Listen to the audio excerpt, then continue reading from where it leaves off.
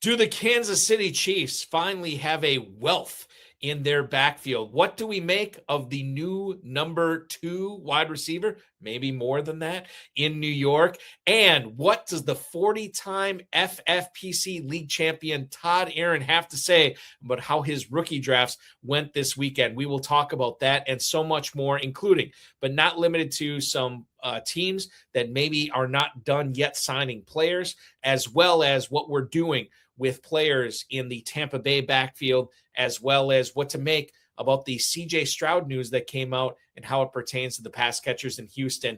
You are in for a treat tonight. Ferrell Elliott is here. Todd Aron joins us next, the 40-time FFPC League winner. Extra Reps goes live shortly. My name is Eric Balkman. Stick around. Extra Reps goes live right now. Can't stand the pressure. I've seen greater men than need a lesson. Broadcast live and heard around the world, you are now watching the most entertaining hour of radio on the planet. Welcome to the High Stakes Fantasy Football Hour presented by MyFFPC.com with your hosts Eric Balkman and Ferrell Elliott. The High Stakes Fantasy Football Hour is your home for analysis from the best players in the world. And now, because no one else was available, here are Eric Balkman and Ferrell Elliott. Solace in the scripture. Are we not all our father's sons? I became a man. Nobody ever told me what a man was.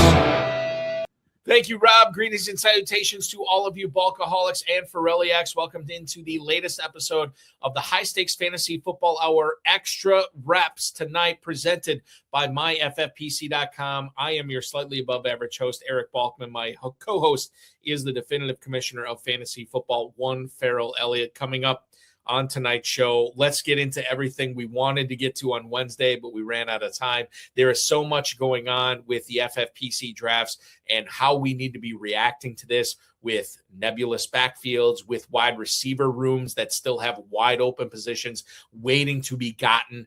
That will be touched on tonight with Ferrell, myself, and our guest, who I'll bring on in just a little bit.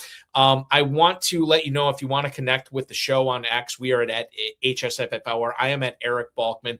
Check out the Kentucky Fantasy Football State Championship at KFFSC.com. Of course, on X as well, at FFPC. Facebook.com/HSFF Hour. Email the show at highstakesfantasyfootball@gmail.com. So if you have any questions for us, send those in. We'll try to get to all the chat room, not the chat room, but the X posts, the emails, and everything on social media. We'll try to get that to that throughout the show tonight.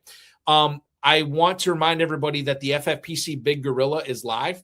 It has been for a while.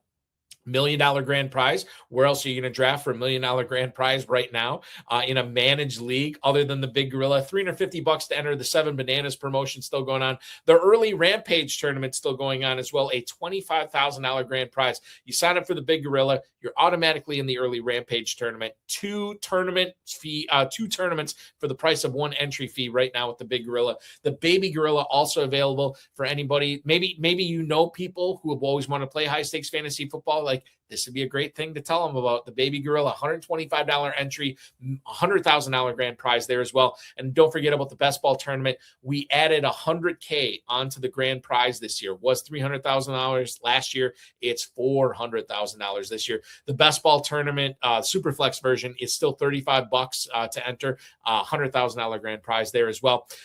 FFPC Dynasty Startups, Empire Dynasty Startups available now at myffpc.com. $100 is the entry fee for the low end. You go up to the high end, it's $5,000. So whatever your budget is, you have a dynasty league waiting for you at myffpc.com.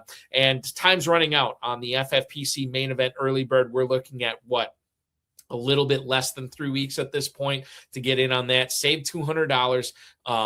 Enter into the Pros versus Joes with your entry for the main event. $600 off each additional team. And then, of course, if you're looking for chop leagues, we have guillotine-style leagues right now. MyFFPC.com. They start at $35. They go up from there. Live drafts, slow drafts, whatever you want. Classic, best balls. It's all there. myffpc.com, myffpc.com. Let's bring in the KFFSC commissioner right now. Connect with him at kffsc.com and compete against me there as well at kffsc.com. My good buddy, Ferrell Elliott. Happy Friday to you, sir. Oh, Bucky, it's so good to see you. We had a great time Wednesday night. Let's keep it rolling tonight. Best way to connect with me is just go on that website, start joining leagues. Yeah.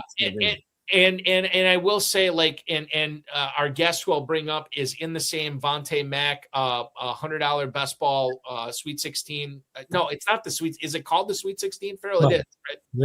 It is the Sweet 16 best ball championship. Yes. There you go. That's how you know it's a best ball league. Yeah, I know. I already made my confession on Wednesday. I forgot that it's okay. It's okay to make mistakes, Bucky. It's okay. And I'll tell you, there is something to be said. Like, I'm actually intrigued to see how this draft works out for me now. Yeah. That I forgot it was best ball and I was drafting to redraft. I still think it's going to turn out well. We'll see what happens on that. The first clue was when you saw the draft was 28 rounds. Yeah, you got to the 20th round and it didn't stop. That's what freaked me out. I'm like, okay, we're done. And then all of a sudden, I'm seeing a round 21 pick. I'm like, oh. It's best ball, so which is totally cool. Like I'm having fun with it. That's what it's all about, to have fun. And you can join the Sweet 16 Best Ball Championship with me at kffsc.com. Ferrell, next. Okay, so this is wild. So Steve Yergalos is already in this league with me as well. Yes, sir. Next Wednesday, we will be talking to Stuart Keene on this show. He is in that league as well. And last week's guest on the High Stakes Fantasy Football Hour, Jake Valike, he's in that league as well. And you think, well, how could you fit any more goodness? No, you can't do it. We can't. Because the other guy that is signed up for this league right now is joining us right now. Wow. The mad genius of fantasy football. The mad genius of fantasy football with nearly, I should say, well over 36 FFPC High Stakes Leagues titles to his name. You can compete against him, Jake Valike, Steve Yergalos, Stu Keene, and me in the the KFFSC Best Ball Championship. He's a legend on these airwaves, and we bring him in right now. The mad genius himself, Mr. Todd Aron. Todd, good evening, sir. Welcome in. Thank you. Good to be here. His Kentucky name, Bucky, is Todd Aron. Todd Aron? Yes, Aron? We put 2 syllables in there. I get it. Todd, so good to have you aboard tonight and talking fantasy football with you. If you can, because I don't want to say FFPC rookie drafts are winding down, but I guess for the most part that they are. Did anything stand out? I feel like I asked you this last year when we had you on right around the same time. I think we did. Yes. Did anything stand out to you with your rookie drafts this year? Because I know everybody was kind of down on this year's class. I don't know what the impact that had on your rookie drafts and trades and everything that went off at the FFPC.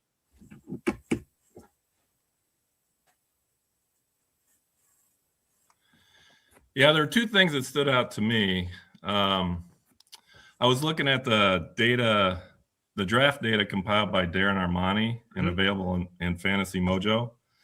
And there seemed to be fewer what I'll call sure picks and more non-statistical variance in picks after the first round. And all that means is the spread, how early are they drafted and how late are they drafted. That spread seemed to be bigger than what I remember in prior years. And so I looked at Darren's data just for the last 2 years. That's not a great comparison, but the 2 made it seem pretty clear that was the case. And by the way, I'd love it if Darren would add the median and the mode for those draft selections in addition to the mean. Just something for him. I think that'd be really useful. Todd, terms I have not heard since high school algebra. I love it tonight. That median is a 50-50 point. Right. Yep. That's the midpoint. And the mode would be the most common. Right. Okay. I got it. Mode's the most common one. Yeah.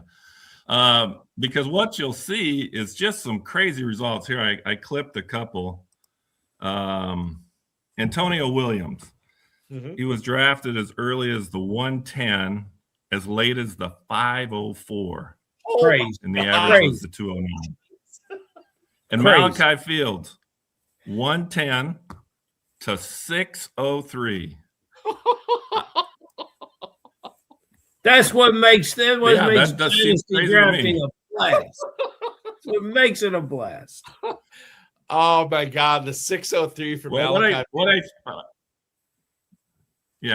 I'm taking away from that is, I think that people are viewing players 13 through 60 fairly evenly.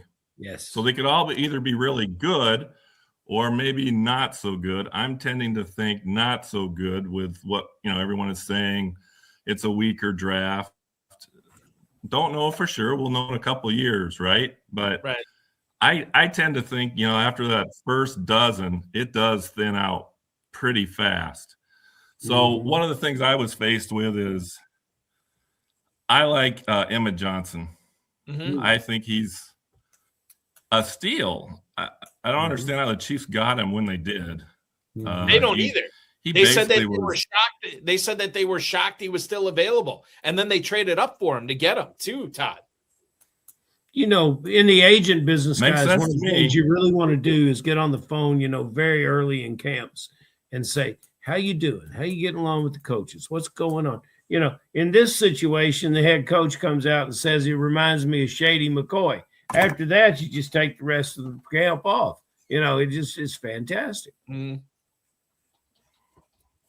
it wasn't for Ken Walker, I think Emmett Johnson could have been a starter for the Chiefs. But I also think Ken is probably going to get hurt at some point. So we're going to find out, I think, if Johnson can fill in and really be a stud. But I took my shot on him, like I said. And so the first couple of drafts that I could see in Darren's data, he actually went 112 and 204 and 202, which is earlier. So before the draft, I was like, I think he's going to go early third. That was what my plan was. But then I saw these picks, and I'm like, oh no, if I want to get him, I'm probably going to have to go earlier. So I did. So I drafted him a lot, like 202 to all the way up to like 210 or something. And then I thought, I've got too much of this guy. I think I got him in like 2/3 of the drafts that I'm in. I don't think. And I said, oh, geez. So I passed on him, and I'm picking some other guys. And he was there in the third round. So now I'm thinking, oh, boy. I had to take him there, though, too, right? I mean, it's a gift, I thought. So I am very heavy on Emmett Johnson. And that, if you think about the draft and if you don't think it's very strong, you're probably not going to get many of those guys that hit in the second and third round. I don't know how many normally hit, maybe 4 in the second, 3 in the third, maybe something like that. Might even be less this year. So I thought it was worth it because if I pick another guy, they're just as likely to not pan out. So I'm like, I'm just going to go all in on Emmett Johnson. I think there are worse guys, given the price, Todd, that you just mentioned. There are worse guys to go all in on. I think that Emmett Johnson is a smart guy, to be drafting heavily this year. I'll just say this: in my rookie drafts, I had a couple of them go off this past weekend. I drafted him in. It may have been both. I know for sure one I got him. He will enter the NFL. This is according to Roto World. A 100th percentile college dominator rating, a 99th percentile college target share. And when you think about, well, what don't we like about Emmett Johnson? Well, I think the first thing people will mention was his underwhelming combine performance. He didn't have to do all those things, but he chose to do them. So if he would have chosen not to do them, which I would tell anybody right now, he shouldn't have done them. I know everybody's like, oh, this shows he's a competitor, and this is good that he went out there and did. Like, everybody's a competitor at this level. If you are worried about people being a competitor or not, you should not be drafting them. I'm speaking to you, NFL teams. It should not matter. Emmett Johnson should have made the smart business decision and not participated in those things that, like the 3-cone and everything that he was awful in. He shouldn't have done it. He probably would have been drafted higher.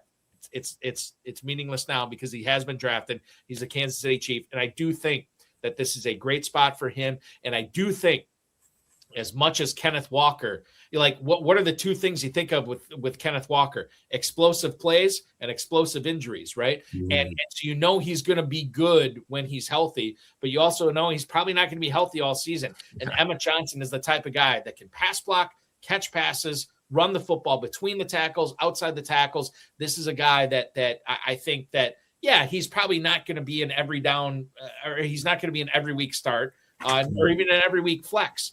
But there's going to be pockets this year where Emmett Johnson pays off, both in Dynasty and Redraft. I like him quite a bit. So, Todd, congratulations on that. He joins Antonio Williams in my wish we could do it over list.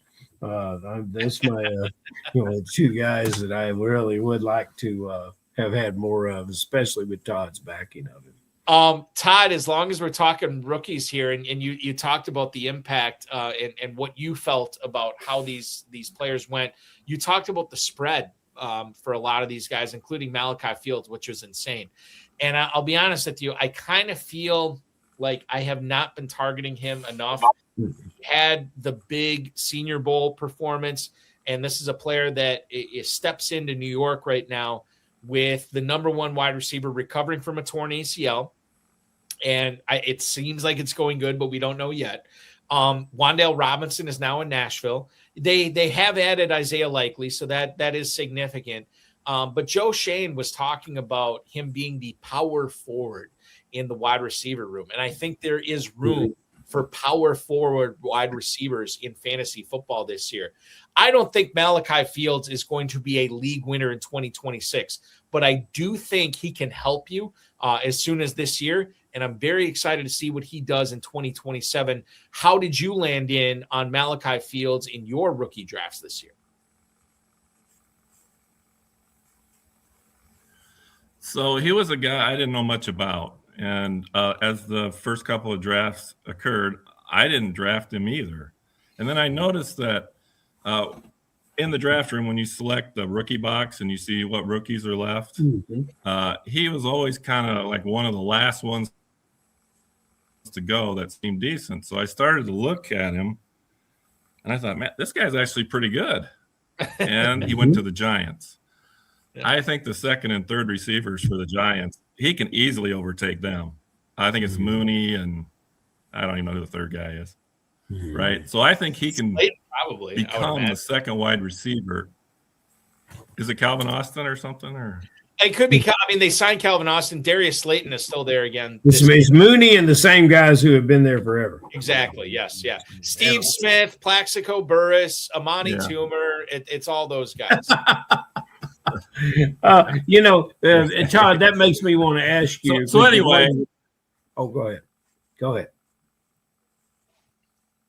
Well, I was just going to say it's not that I'm betting so much on him necessarily. I'm betting against everyone else in New York, and that I think he's going to be the second receiver. I think he's going to get some opportunities. I know they have Likely, and I know they want to run the ball. Scadaboo got a great deal when the Giants were unable to draft Love. So I know that they probably want to run the ball, but I still think that they're going to have to throw at some point. They'll probably be behind a fair amount, so they are going to have to air it out. So anyway, I'm curious to see what he'll do, and I'm getting him late 4th, 5th round. Who cares? Yeah. He's a dart throw, basically. So Bucky breaks it down beautifully. Grabbed a fair share of him too. I don't know what my share is. At 6'4", 220. I'm thinking I got to get it in, Bucky. I'm thinking Michael Pittman with a little more muscle. And I'm in the situation where, and I asked this of all the players that come on, and how much college football are you watching when you're not playing competitive poker? Because this player comes off this player is on TV all the time. So I'm curious how much college ball you're watching. I do watch a decent amount, not as much as I used to, because I'm from Nebraska, and Nebraska is just tailed off big time. It used to be a very important part of Saturdays for me, but then one, playing poker, and then two, Nebraska just tailing off. It just made it easier to play poker. But I still get to watch some games, and of course all the games are available.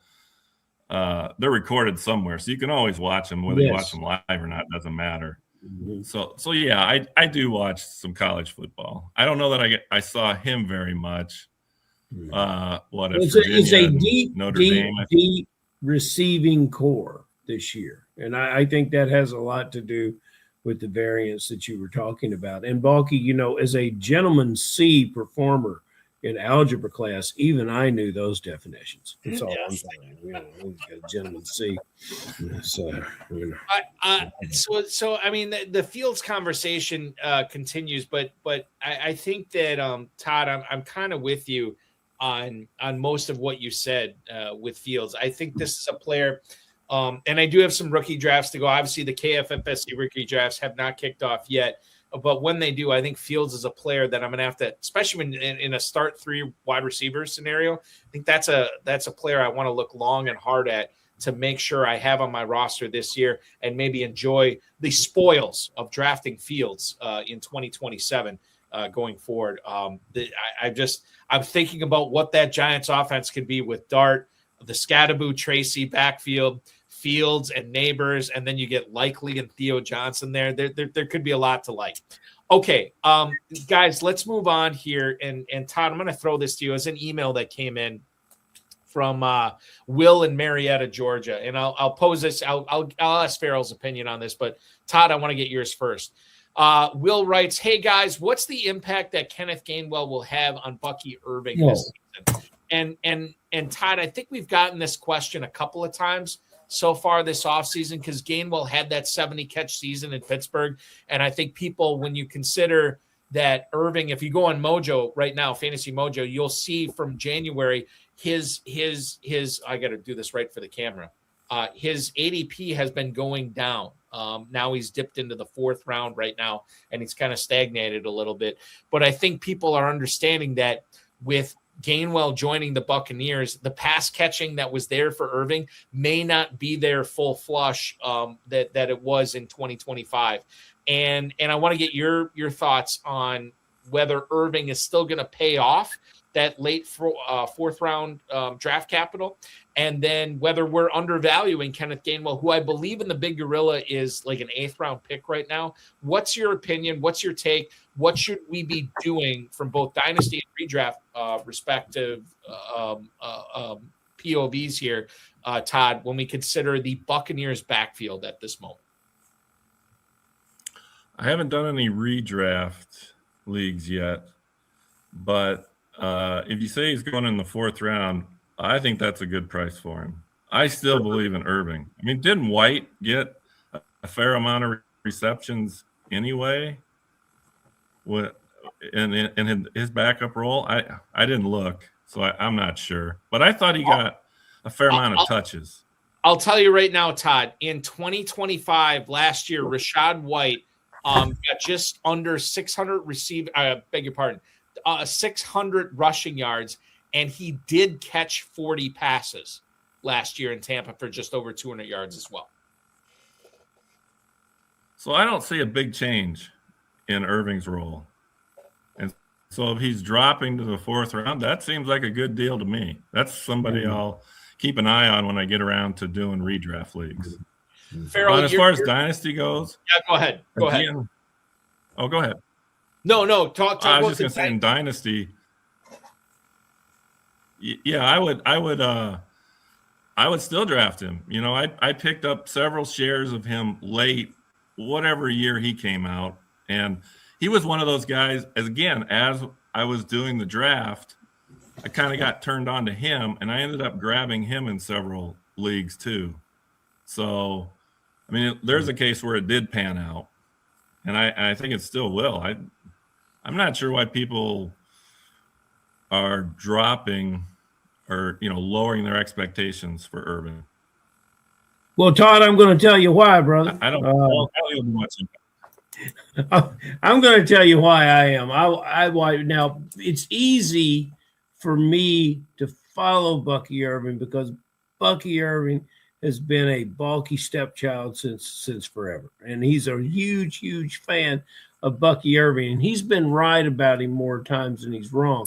But lately, and especially last year, I don't care if you were playing indoors on the field turf or outside in the South on the grass, or if you're up in Bulkyville, up in Green Bay, they use a combination of field turf and natural. It doesn't matter because by Halloween it's frozen over anyway.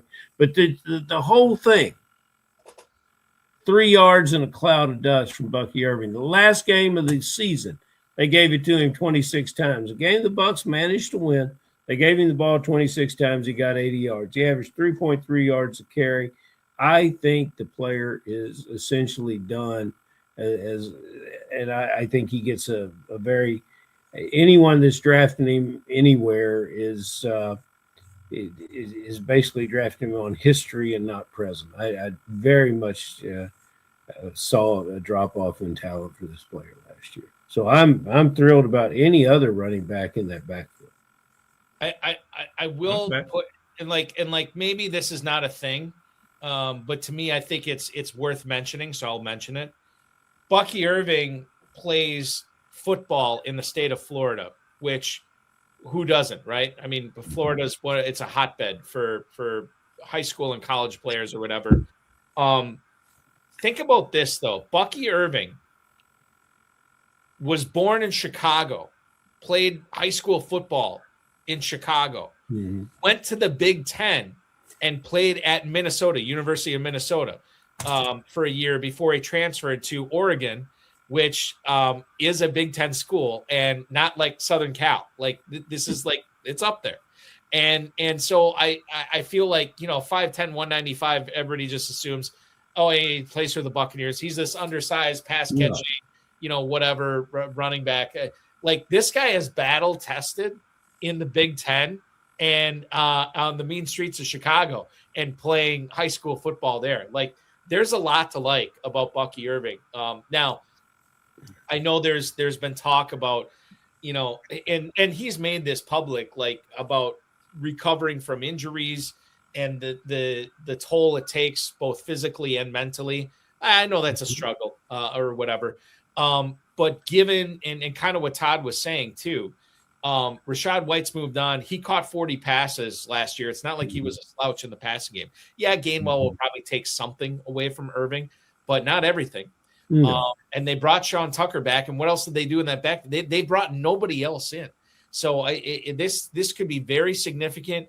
You think about Mike Evans moving on. Maybe there's more of an attention of detail to the rushing game in Tampa. Listen, I'm not like being a Bucky Irving evangelist. Maybe unintentionally I am here, but I think you gotta own it. You gotta own it. There is, I'll own it. There is something to like about Bucky Irving this year. There is evaluate. There is a lot to like about him as a football player because he helps that team win. I love him as a football player. I don't really care about him. I don't really want to draft him on fantasy teams, and that's just my opinion. I get it, and that I totally it makes sense. Everything you're saying makes sense because he's a hell of a football player. Sometimes you need 3.5 yards, but never in fantasy football. Todd, I want to flip this to Houston here, and we'll get to Jaden Higgins in a second. But I do want to bring up this blurb. We didn't get a chance to get to this on Wednesday, but I want to bring it up right now. DJ Bieniemy, who covers the Houston Texans for ESPN.com, reported that C.J. Stroud put a big emphasis on changing his diet this offseason. He cut out all sugar, which I didn't even know that was possible. I thought everything had some kind of sugar in it. And then he consumed, quote, nothing but water and lean food. I don't know what that means either. But apparently he's lost some weight. He's taking things pretty seriously as he angles. I would say undoubtedly Houston exercises his fifth-year option, and then he wants to get the long-term deal done in Houston. 12th in EPA per drop back. That was just behind Jared Goff this past year. 20th in accuracy among players at his position, which was just ahead of a couple of Hall of Famers in Patrick Mahomes and Aaron Rodgers. I know Houston, Todd, is going to want to run the ball out with David Montgomery this season. Let's analyze CJ Stroud for what he is. How much does this, weight loss thing, and I know this is going to be the sexy thing to talk about until we get to training camp, but he loses weight, hopefully in better shape. He's still going to have Higgins, Nico Collins, Jalen Noel. I'm forgetting Schultz. Somebody else. Dalton Schultz, obviously. They drafted, did they not? Oh, did they get Tanner Kozio? I thought they drafted another significant tight end on this year as well. Anyway, it doesn't make a whole heck of a lot of difference. But this new streamlined, sleek CJ Stroud, are you buying into him, Todd, right now? I know you haven't done any redraft leagues, but he's super cheap in them right now. Well, if I remember right, they had a pretty bad offensive line. So Which they've improved. It has gotten better. Yes. If it has, then I think he's got a chance.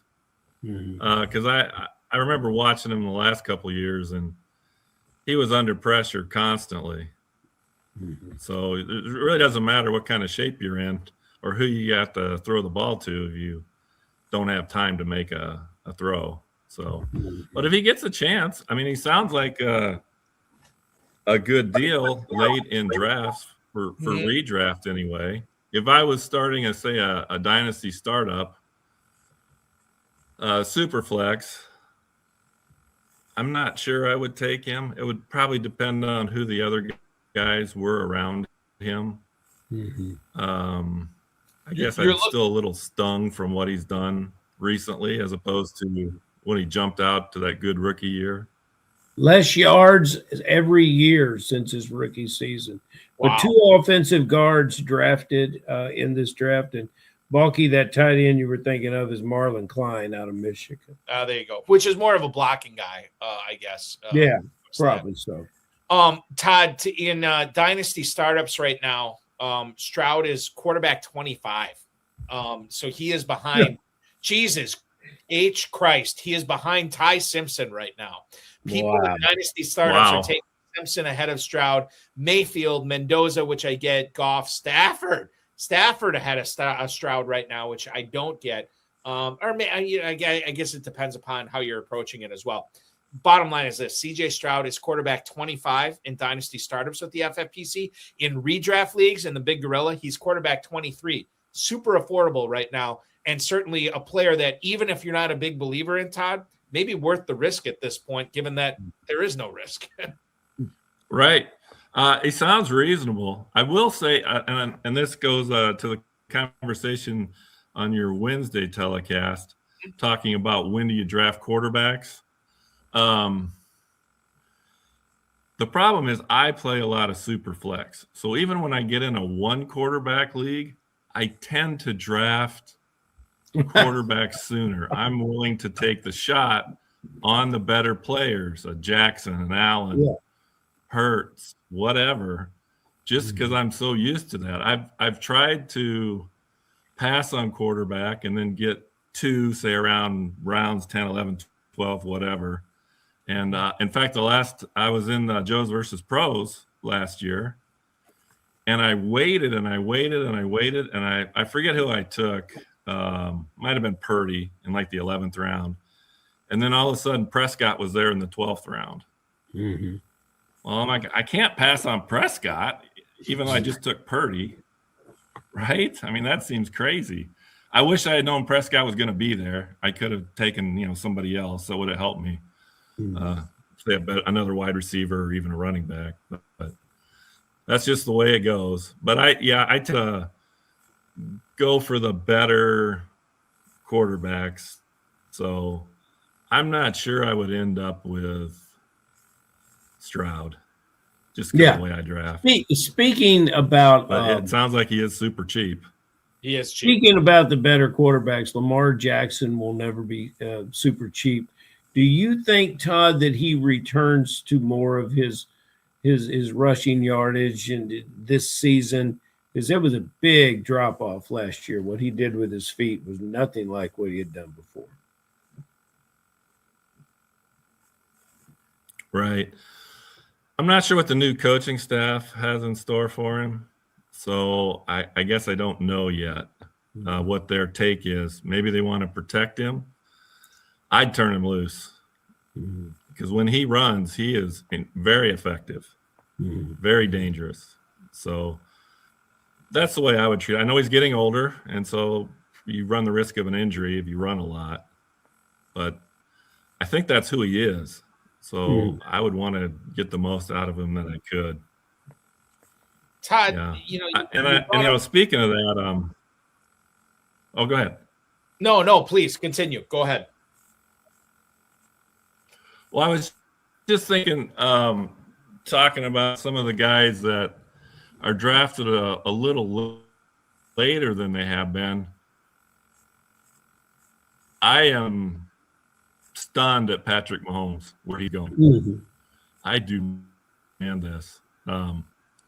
I think, last year I said the same thing. I was on your show and I was talking up the Chiefs and where to draft Rice and Worthy and Kelsey, blah, blah, blah. And Mahomes was going, 7th round. But now I think he's going 10th round, 11th round or something. Yeah. Whatever it is, it just seems nuts to me. That seems like a gift. It does. So this is great, like a segue into what I want to bring up right now. Todd has already said he is a Nebraska guy. Nebraska, as people will know, geography fans will know, not that far away from Missouri, where the Kansas City Chiefs play football. Todd, you brought up pros versus Joes, so I thought I would look back on your pros versus Joes team last year. And I can tell you, in the Rolling Stones division, you ended up taking, and I quote, in the 3rd round, Xavier Worthy, Kansas City Chief. In the 4th round, Rashee Rice, Kansas City Chief. In the 5th round, Travis Kelce, Kansas City Chief. In the 6th round, Patrick Mahomes, Kansas City Chief. That's 4 straight Chiefs. And for good measure, you drafted Brashard Smith in round 15 that year as well. And everybody's like, okay, Bulky, nobody cares. That was last year. It was redraft. Things change. Okay, maybe you're right. But let's look at Todd's players that he owns in the FFPC right now. The number 1 player Todd Aron owns in fantasy football in the FFPC. Emmett Johnson, running back, Kansas City Chiefs. Well, who else does he own among those top players? Number 2, Harrison Butker, kicker, Kansas City Chiefs. Number 3, Patrick Mahomes, quarterback, Kansas City Chiefs. Number 4, the whole defense, the Kansas City defense is number 4. And then, of course, Travis Kelce, number 5. Todd Aron, ladies and gentlemen. I don't know if I've ever seen this before. For a guy who plays a lot of volume with the FFPC, his top 5 players right now currently owned are all Kansas City Chiefs. Todd, I have to ask you, your love affair with the Kansas City Chiefs, is it blinding you for fantasy football, or are FFPC players just sleeping on Chiefs right now because you are collecting all of them like Pokemon?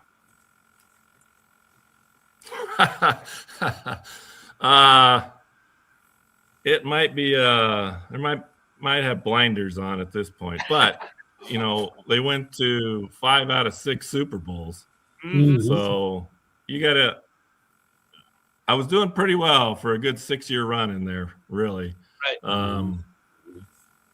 It hurt last year because Mahomes got hurt and Rice, with his troubles and him getting hurt.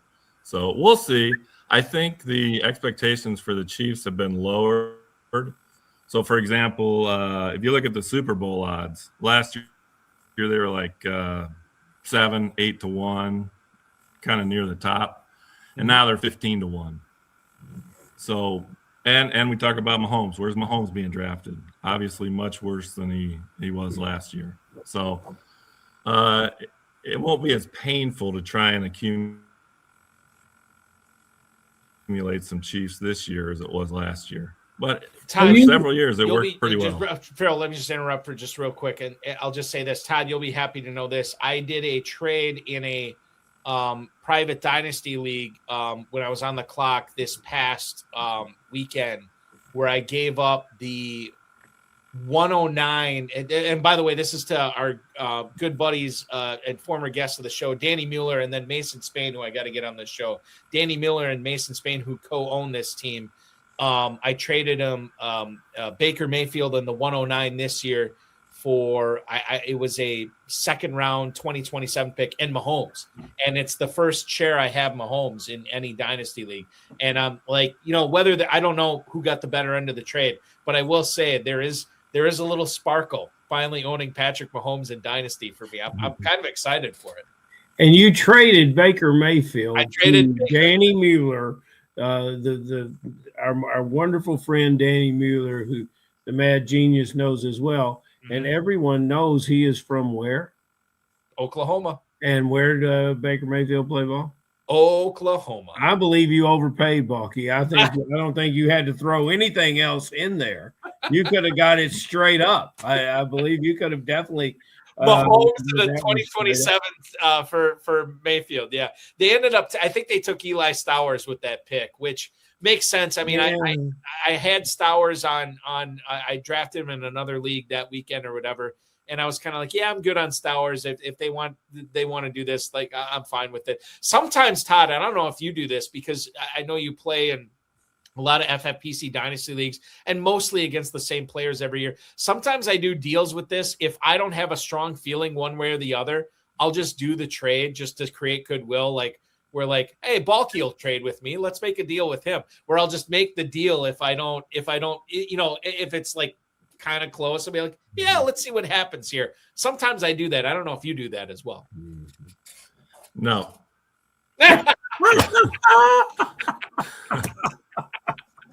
Hey, as a Chief fan, and a lot of times I get offers that they are just not close.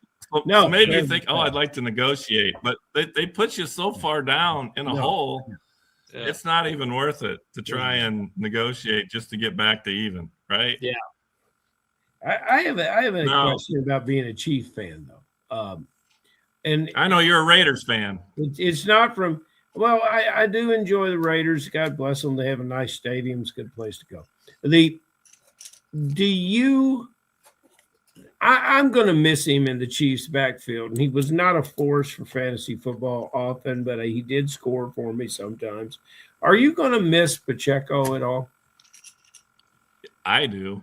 Yeah. I love his running style. I always thought he had a higher ceiling than he hit.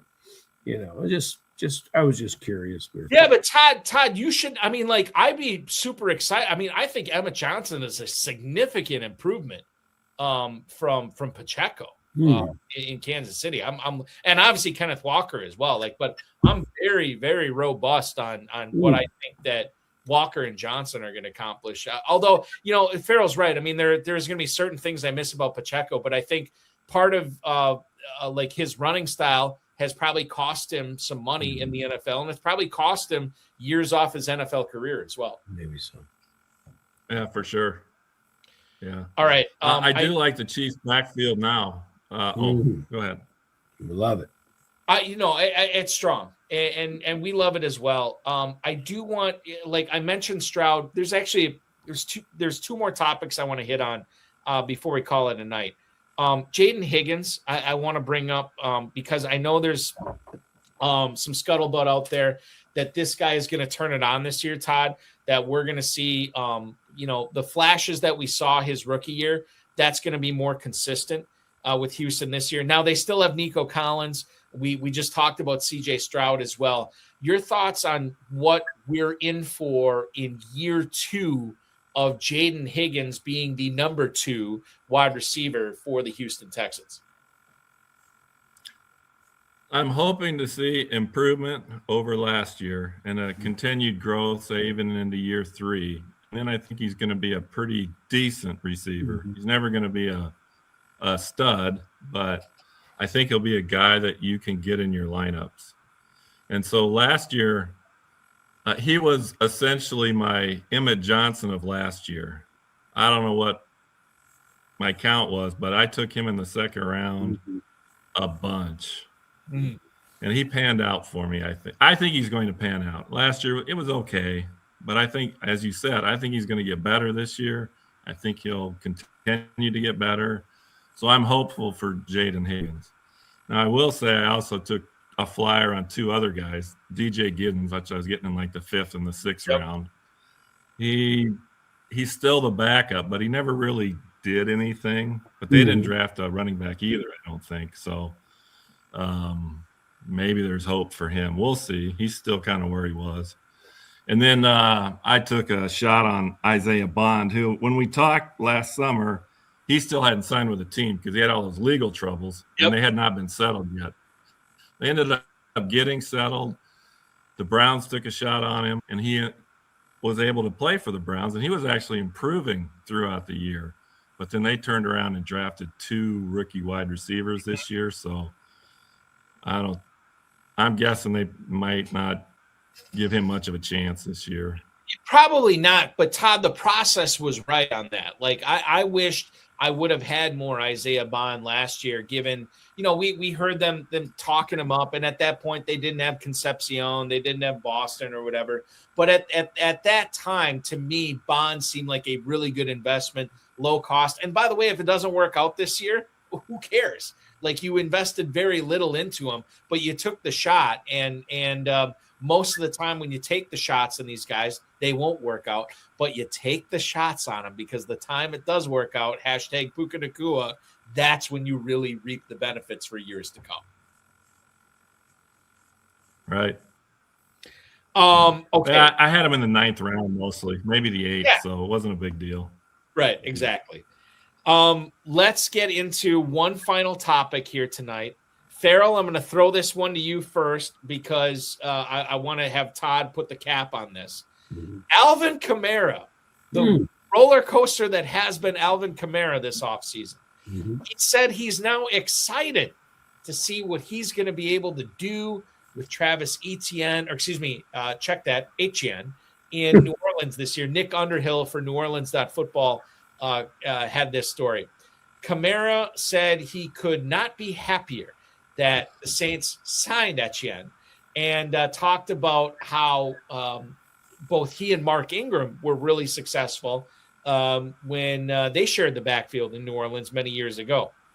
He's been training hard. He's watched film on Jordan Tyson, apparently. So it seems like this dude is all in on New Orleans this year. And Kamara is slated to make $10 million, or a cap figure of $10 million this year. There's a lot of void years onto that as well. Ferrell, we may have touched on this. I don't think we've gone in depth on Kamara, though.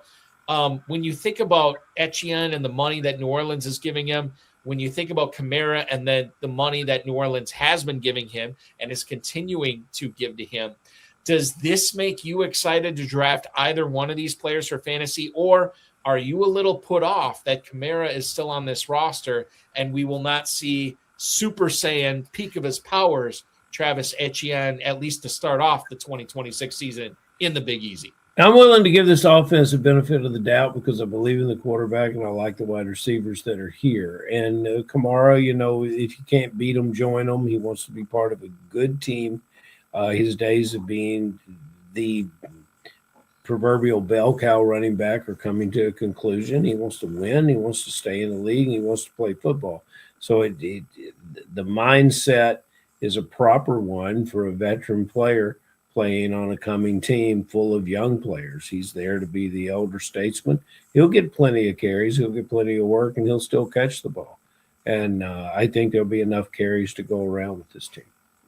Todd, when you look at it, I don't think there's any. It's so funny because I think, like, I was one of the players last year that was trying to get Kendra Miller and Devin Neal in my dynasties when other people were cutting them because of injury or, just not being a big fantasy football producer. And I could get these guys off the waiver wire. I was very excited. Could not be less excited now that Kamara is seemingly going to be on this team with Etienne this year. As a dynasty player yourself, when you think about this backfield, how do you handle it? Are you acquiring these guys? Are you trading these guys? Are you standing pat? New Orleans backfield is one I have scratching my is one backfield that I am scratching my head with, Todd, right now. This is really, really fascinating and frustrating at the same time. Mm-hmm. Yeah, I'm not sure how to look at it either. I will say Neal and Miller, probably not much of a future. But I agree with everything Ferrell said. I think he nailed it. And yeah, that's my take on it too. So, but I'm not really sure what that means as far as the fantasy production for ETN. I think it'll be fairly similar to what we've seen in the past. I think he'll do just fine. And as far as Kamara, yeah, I have no idea. So, I don't know what that means really. Yeah, if he's able to do it or not. I think they're going to try and see if he can do it, but. Guys, I think he catches 50 balls and rushes for 700 yards. And depending on the success of the offense, because last year's production came over 10 or 11 games. Based on the success of the offense, he may do well with touchdowns. He sure didn't last year, but he may regain some of that aspect of his game. So but Bucky, you got Mojo to finish this up tonight, because sure. I'm seeing him in the dynasty drafts as largely free.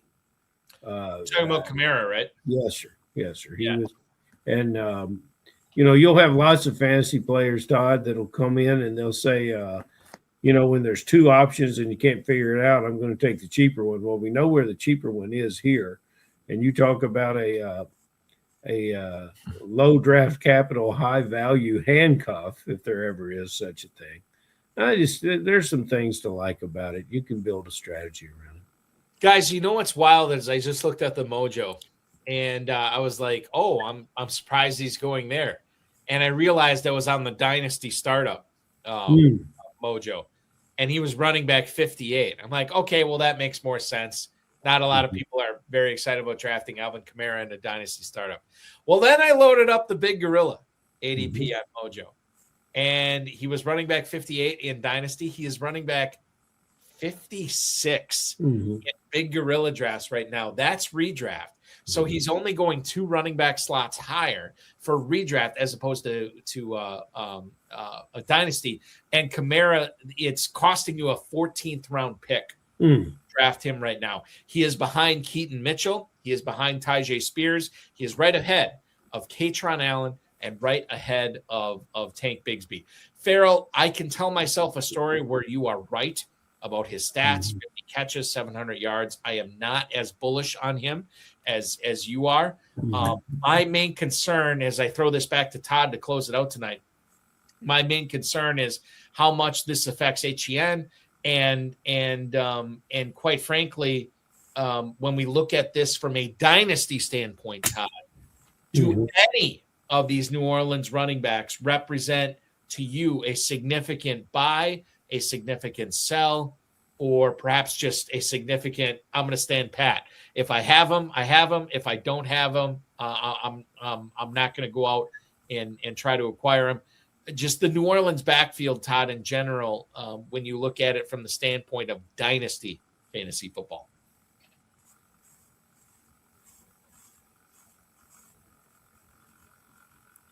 I'm happy with the shares of ETN that I have, and I'm not looking to sell them. I'm probably not going to go out and buy any more.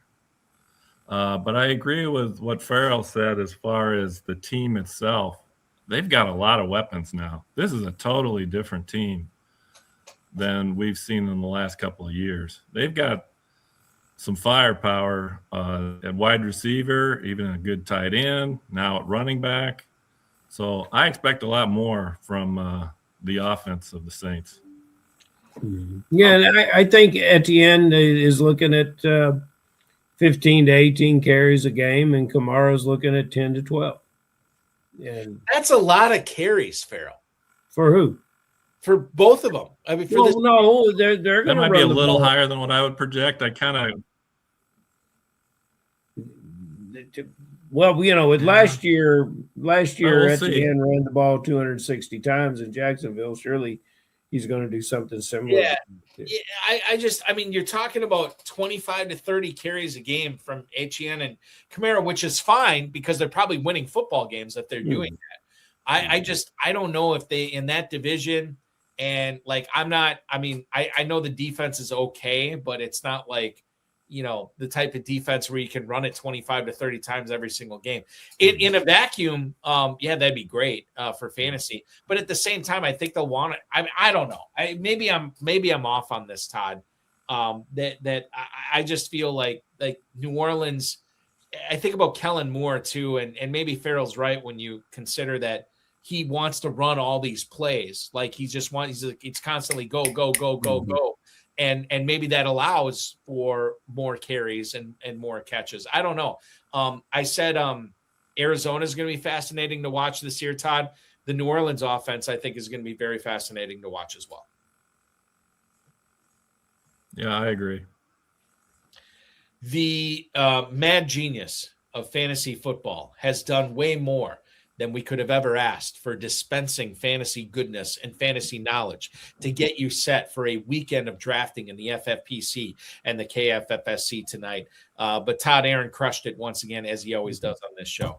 Todd, thank you so much for making us a part of your Friday evening. Thank you so much for your patronage of the FFPC. And please take it easy on me in the Vontae Mack $100 KFFSC Best Ball Championship. I will reiterate, it is the Best Ball Championship.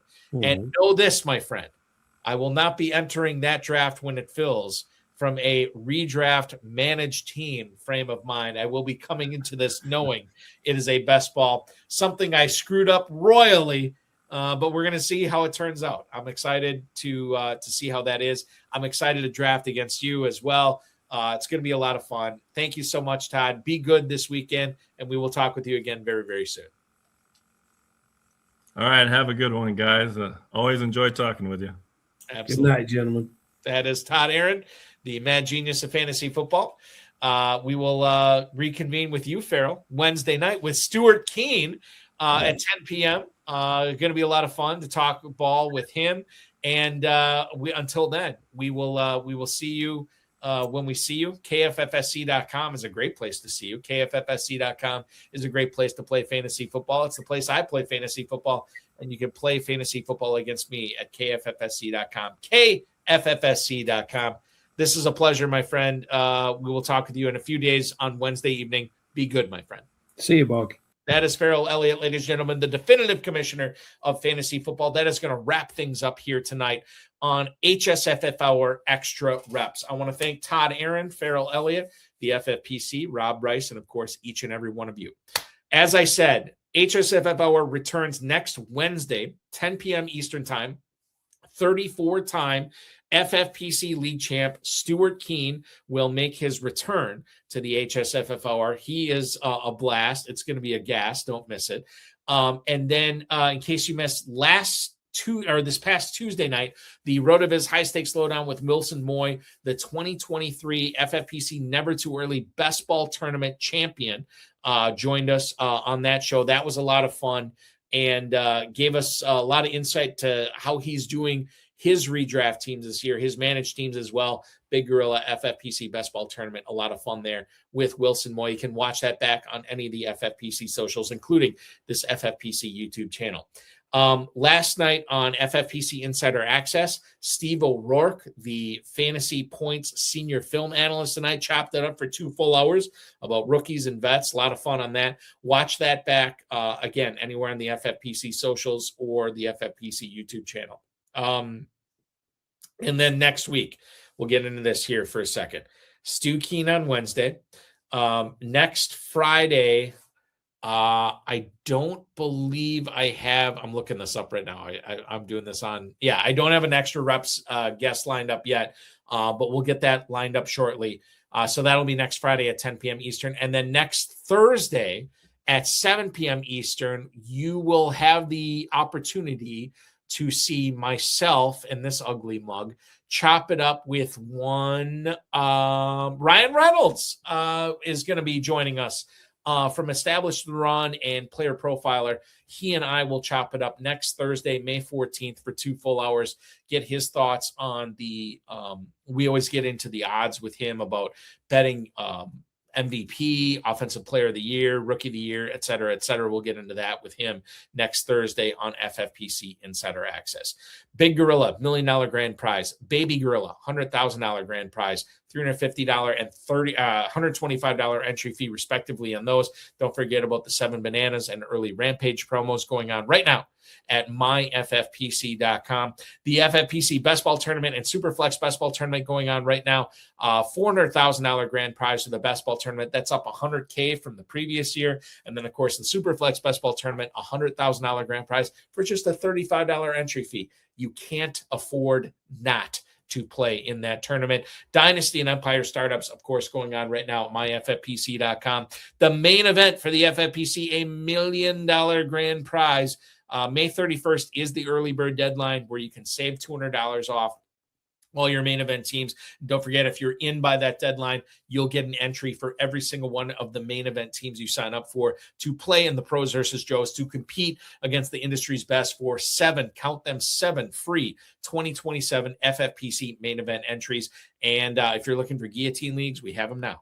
Chop leagues available live at myffpc.com. They start at $35. They go up from there. myffpc.com. Remember to like this video, subscribe to the channel, comment on the video, share it with your friends, share it with your enemies, and get notified each and every time we go live, which will be next Wednesday, 10 p.m. Eastern time, with Stu Keen, Ferrell Elliott, and myself on the High Stakes Fantasy Football Hour. Thanks for watching, everybody. For Todd Aron, for Ferrell Elliott, I'm Eric Balkman. This has been High Stakes Fantasy Football Hour Extra Reps. Your weekend officially starts now.